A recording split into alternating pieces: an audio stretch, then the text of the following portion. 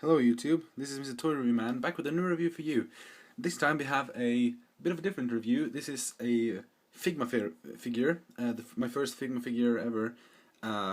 It's Figma number 82. It's Figma action figure series. It is, okay, let's see if it, there we go. It's Luka Megurine, or Megurine Luka if you want. From the Vocaloid series, the same series as Hatsune Miku is in. I think I will review a figure of her as well. I have ordered one, I just haven't got it yet. Okay, so let's get on with it. This is the box she comes in. Just a plain, simple box. It says Figma and just some details. Up here is nothing up here. The picture of the figure, more Figma, nothing here, just the number. See, the box has been a bit beaten up in shipping, but that doesn't matter. You have a picture of the figure again, Figma, just some stuff. Then you have some different poses that the figure can do with the different accessories and stuff, and some legal garbage, as about Saxon 07 would say. Here you have Figma logo and another Figma logo, and the same thing as was on the top. Plain and simple box. It's a reflective thing in the background of the box behind the plastic. Not gonna care about that, so let's get on to the figure. The figure itself looks really nice. It's really articulated. We'll come back to that. Let's go through the aesthetics.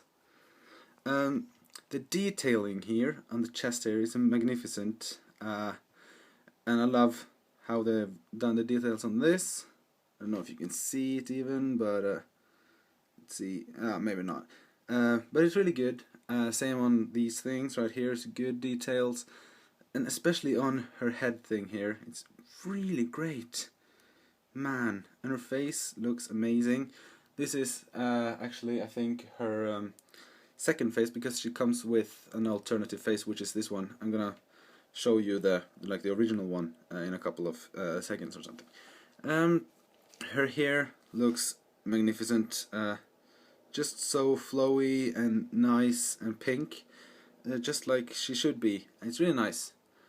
Her dress is of two parts here, this part right here and this part back here.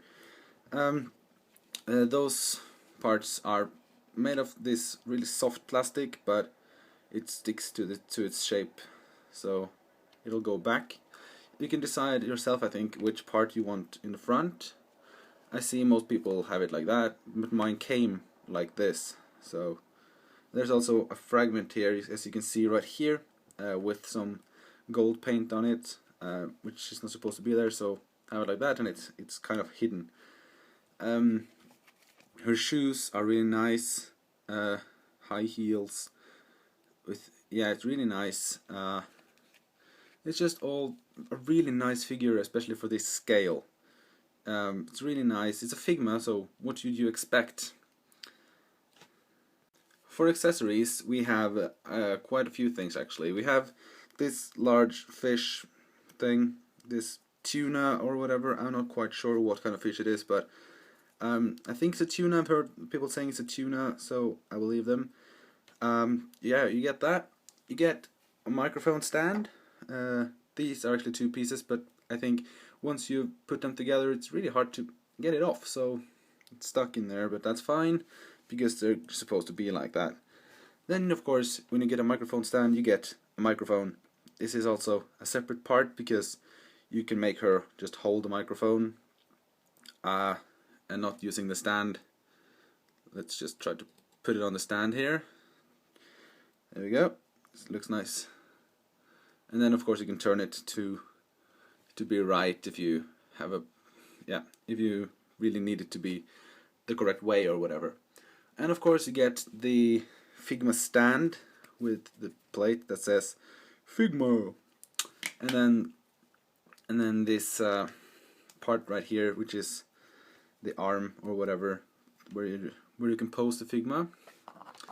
Put it in the plate, and then you put your Figma on this peg right here, and then you can pose the Figma in different positions because this is really bendy and turns around, and this is a really great thing because you can pose your Figmas like action shots, like if they're in the air or whatever. Yeah. You get an alternative face, which is this one, which also looks quite good.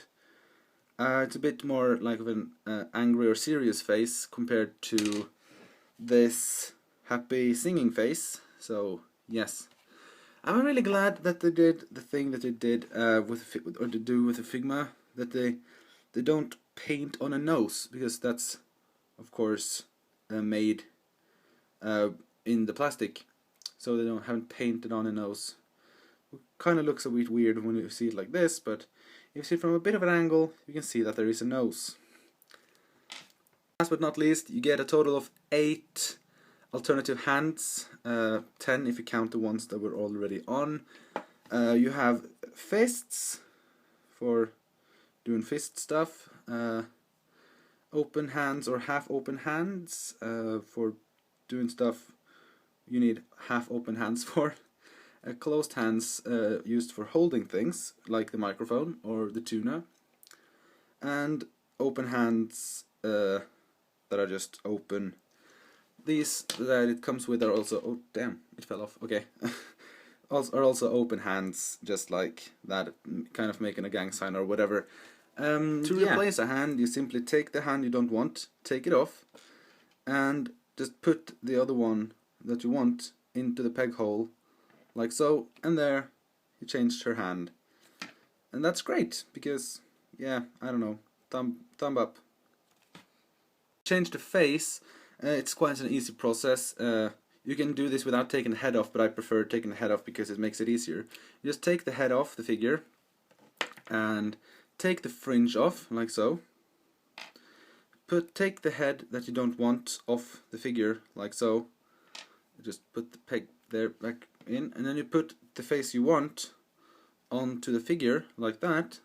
Then you put the fringe back on, and there you go. Just like magic. For articulations, she can take her arms all the way up, all the way down of course, forward, backward, because it's a ball joint, so you can go all the directions. Same with the elbow joint, you can go fully 360 around, bend both ways about a bit over 90 degrees, a bit under 90 degrees. So I guess it has about a 180 bend, spend, or whatever. Hands can go forward and backward because of the joint, as you might see there. Same with the other hand, of course. The head can go up and down, but it's hindered by the hair, because yeah. But you can see that it can go forward and up and down. Sorry. The legs can go out. It rotates on the thigh here, and bends at the knee. Turns at the knee because it's a ball joint again. Bends both forward and backwards, and bends at the top of the shoe, or well, this part of the shoe. It does not turn at here, so yeah, of course people don't really do that, but yeah, it's a bit articulation in the waist, but this figure kind of goes back to its original, okay, its original position anyway, so yeah. Now let's take a look at Luka in some different positions. It will be the positions most likely from behind or in the back of the box, so get ready.